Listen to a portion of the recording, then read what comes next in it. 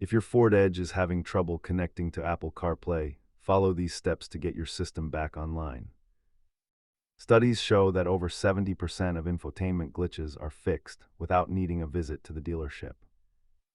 Let us break down the troubleshooting process into manageable steps.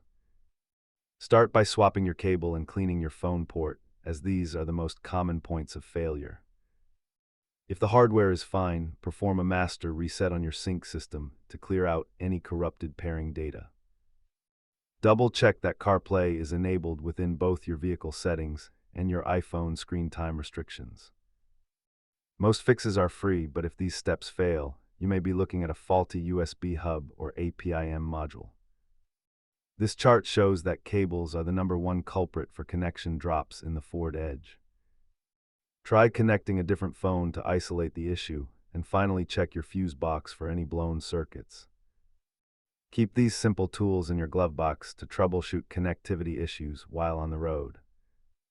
Remember that technology is only as reliable as your weakest connection point, so start with the basics. If you're still having issues, leave a comment with your model year, and I will help you troubleshoot further.